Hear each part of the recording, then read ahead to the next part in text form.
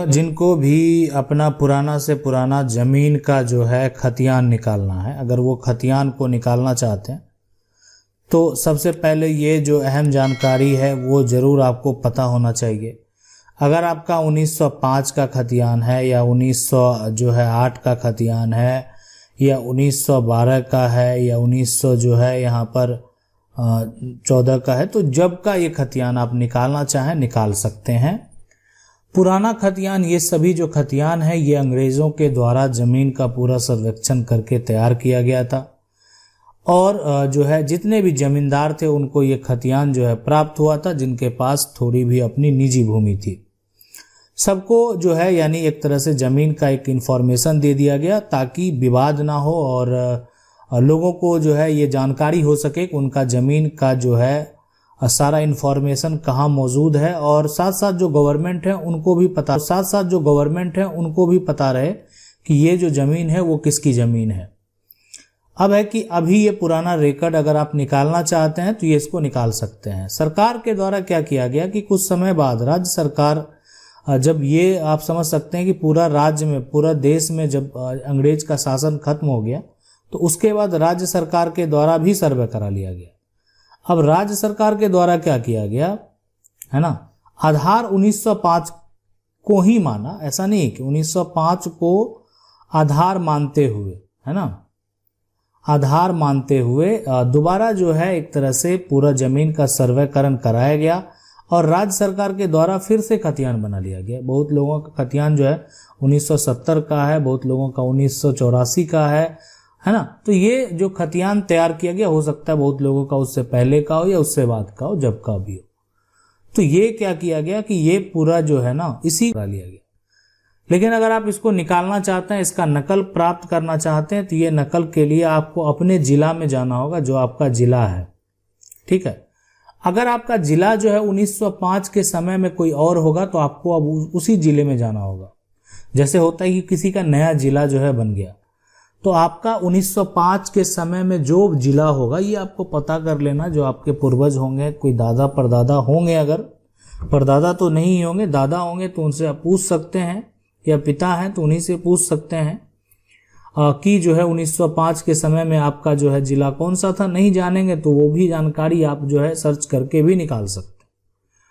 अब जो है उसी कार्यालय वहाँ पर जाना अपने वो पुराने ज़िले में, और वहाँ पर जो है आपको जिला अभिलेख कार्यालय में जाना है। तो जिला अभिलेख कार्यालय में आपको जो है उसके लिए, है ना, आवेदन देना है और आवेदन देकर जो है आप उसको प्राप्त कर सकते हैं। तो ये पूरा प्रक्रिया होता है। इस तरीके से जो है आप चाहेंगे तो जो 1905 का खतियान है उसका नकल प्राप्त कर पाएंगे। अगला सवाल है, सर मेरा ज़मीन पर कब्जा कर लिया है नकली कागज बनाकर और हम अभी तक जो है केस नहीं किए, 4 ईयर तक अभी जानकारी मिला है ये ज़मीन मेरा है। देखें, आपके पास अगर ज़मीन का कागजात है ना, तो आपको विलम्ब नहीं करना चाहिए, ठीक है। आपको सोचना नहीं चाहिए, आपके पास ज़मीन का कागजात है तो अब जो है वो आप कह रहे हैं कि आपका ज़मीन है, तो बिल्कुल ठीक है, आप अपना ज़मीन जो है वो प्राप्त कर सकते हैं। ज़मीन का कागज़ अगर आपके पास है तो आपका ज़मीन आपसे कोई नहीं ले सकता।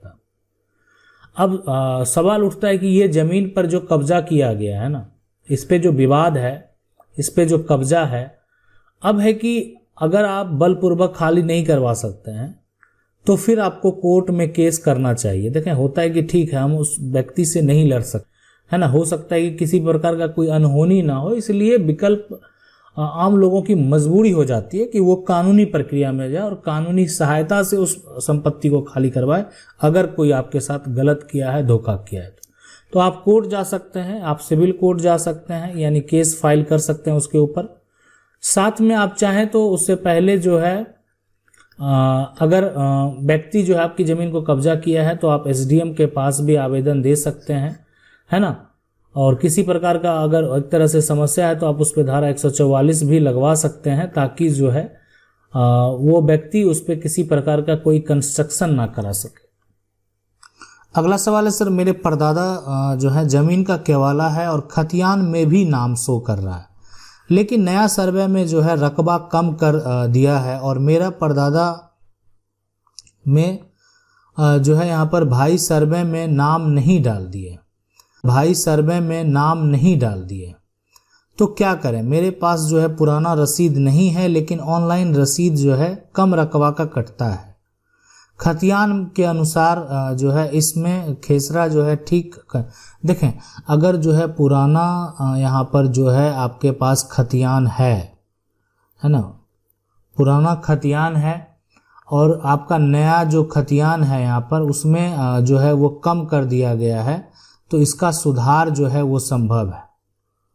और ये सुधार के लिए आपको कोर्ट जाना पड़ेगा और उस सुधार के लिए आपको जो है यहाँ पर सिविल कोर्ट जाना होगा। सिविल कोर्ट में आप केस फाइल करेंगे और समस्या बताएंगे, एक आदेश हो जाएगा और उस आदेश अनुसार आपका सुधार होगा। तो इसलिए आपके पास यही विकल्प है कि आप पुराना के आधार पर देखें, पुराना दस्तावेज का जो मान्यता है उसका मान्यता अब कोर्ट में, आप अगर किसी अधिकारी के आपके मन में कार्यालय जाके इसको सुधार करवा सकते हैं, तो पुराना दस्तावेज का मान्यता यानी पुराना दस्तावेज से किसी प्रकार का कोई छेड़छाड़ करना अब वहां पर रोक लगा दिया गया। अब हो गया कि सारा प्रक्रिया जो है तभी होगा जबकि कोर्ट के द्वारा फैसला आएगा, इसलिए कि सारे तथ्य को देखने के बाद ही सुधार किया जाएगा। यानी पुराना खतियान देखा जाएगा, नया में क्या हुआ ये सारा जो है मिलान किया जाएगा। अब नया में कम होने का कारण ये भी हो सकता है कि उसको बेच दिया गया होगा, बहुत सारे कारण हो सकते हैं। सभी तथ्य को देखने के बाद सुधार का आदेश जो है वो जारी हो जाएगा। अगला सवाल है कि ऑफलाइन जमाबंदी के अनुसार प्रतिवेदन दिया गया, ऑनलाइन जमाबंदी दर्ज होने के पश्चात दाखिल खारिज की कार्रवाई की जा सकती है। सर इसके बारे में बताइए। ठीक है, देखें ऑफलाइन जमाबंदी के अनुसार जो प्रतिवेदन किया गया है, अब यहाँ पर जो है दाखिल खारिज अगर आपका ऑनलाइन डिटेल जो है वो शो हो रहा है ना, तो बिल्कुल जो है करवाया जा सकता है। ऑफलाइन भी है तो देखें, ऑफलाइन अगर होता है तो खुद जब आप मोटेशन के लिए अप्लाई करेंगे ना तो पहले उसको ऑनलाइन चढ़ाया जाता है। इसलिए कि अभी क्या है, अभी वर्तमान समय में जो दस्तावेज का दाखिल खारिज मोटेशन प्रक्रिया होता है वो सारा प्रोसेस जो होता है वो ऑनलाइन होता है।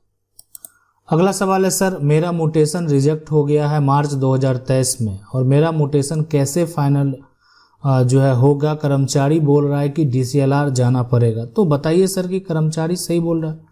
देखें अगर रिजेक्ट हो गया है तो अब आप क्या करें, सबसे पहले रिजेक्शन का कारण का एक नकल प्राप्त कर लें, यानी मोटेशन का जो, अब ये नकल जो है ना आपको वहाँ पर उसके लिए फॉर्म आता है, फॉर्म भर के आप जो है अपने अंचल में देंगे। जो रेवेन्यू ऑफिसर हैं, सर्कल ऑफिसर हैं, CO हैं, है ना, RO है, जो भी है उनके पास जो है वो देंगे ताकि आप क्या करें, मोटेशन का एक नकल प्राप्त कर सकें। वो कॉपी होगा, उस पर आपको जो है एक टिकट भी एक तरह से साट कर जो है वो मिलेगा। और वो सारा जो है ना ये एक सर्टिफाई कॉपी है ऑफिस का, ये नकल बेहद ज़रूरी है। और साथ में आपको क्या करना है कि आप जाएंगे DCLR कोर्ट में, आप जाएंगे, आप उनसे डायरेक्ट भी सारा प्रोसेस कर सकते हैं। आप चाहें तो किसी वकील के माध्यम से करें तो ज़्यादा सही रहेगा। और जो है उनको वकील को वो दे दें सर्टिफाई कॉपी जो आप प्राप्त किए हैं कि आपका मोटेशन रिजेक्ट कर दिया गया है, जबकि आप अपने जगह पर सही हैं। सारा कुछ करने के बाद जो है अगर सब कुछ सही पाया गया, गलत तरीके से आपका रिजेक्ट कर दिया गया है, तो आपका जो है आदेश कर दिया जाएगा कि आपका मोटेशन जो है वो हो जाए। अगला सवाल है सर जी, आवासीय पैतृक संपत्ति को पिता बिना बांटे बेच जो है कर सकता है क्या? संपत्ति हमारी कई पीढ़ियों की है। देखें बिल्कुल नहीं बेच सकते। पिता पर अगर आप बालिग हैं तो पिता पर भी आप रोक लगा सकते हैं। संपत्ति देखें जो अर्जित उसी संपत्ति पे उनका अधिकार है। अगर संपत्ति पैतृक है तो पैतृक संपत्ति को बेचने का उनके पास भी अधिकार नहीं। अगर वो बेचते हैं तो वो गलत कर रहे हैं। ठीक है, आप चाहें तो आप पार्टीशन करके आप अपना हिस्सा प्राप्त कर सकते हैं। जमीन का बंटवारा होगा तो उसमें जो है जितनी भी जो आपकी पूर्वज की संपत्ति है उसमें अगर मान लेते हैं आप 2 भाई हैं तो पिता भी एक हिस्सेदार होंगे। एक हिस्सेदार पिता होगा, एक उनका जो बेटा है वो होगा, है ना। अगर एक कोई और दूसरा बेटा है तो दूसरा बेटा का जो है उसका भी हक होगा। तो ये आप समझ लें। तो अगर कई पीढ़ियों से वो संपत्ति चलती आ रही है तो उस पर उनको बेचने का राइट जो है नहीं है जब तक पूरा बंटवारा ना हो सके। लेकिन कुछ कारण है जो जिसमें उनको राइट प्राप्त है, जैसे अगर उनको बेटी की शादी करनी है या किसी का इलाज कराना है, परिवार का किसी प्रकार का कोई कर्ज है, तो बहुत सारे कंडीशन है जिसको अगर देखा जाए तो तब वो बेच सकते हैं, अन्यथा वो नहीं बेच सकते। अगला सवाल है, सर मेरा घर पुराना जहां घर था वहां पर एक गड्ढा था जिसके किनारे मेरा घर बना था।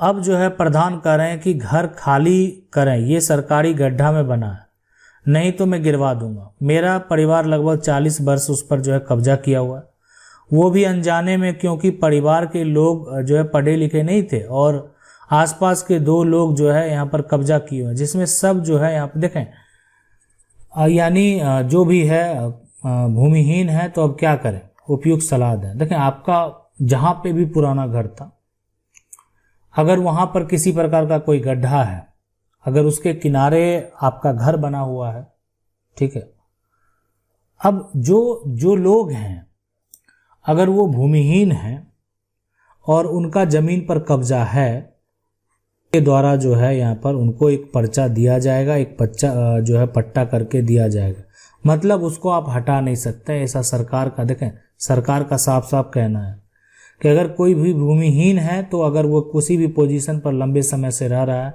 तो उसको ज़मीन जो है उसको अधिकार दिया जाएगा, उसको मालिकाना हक दिया जाएगा, उसको ज़मीन बंदोबस्त करके दिया जाएगा, उसको वहाँ से हटाया नहीं जाएगा। अगर ऐसा किया जाता है आपको जो है एक तरह से, तो आप चाहें तो जिला अधिकारी, जिला कलेक्टर के पास आवेदन देकर जो है एक तरह से सूचना दे सकते हैं और अपना समस्या जो है वो बता सकते हैं, इसलिए कि आपकी ज़मीन है और आपके क्षेत्र के अगर जो भी नज़दीकी कोई भी अगर जो एक तरह से जो एमएलए होंगे, एमपी होंगे, उनको भी आप आवेदन दे सकते हैं, अपना समस्या जो है वो बता सकते हैं कि आपका ज़मीन है, लंबे समय से आप रह रहे हैं और अब आपको हटाने के लिए या जो है घर तोड़ने का जो है वो धमकी दिया जा रहा है। आशा करते हैं वीडियो अच्छा लगा होगा। वीडियो को लाइक जरूर कर दें, चैनल को पहली बार देख रहे हैं सब्सक्राइब करके जो बेल आइकन है उसको जरूर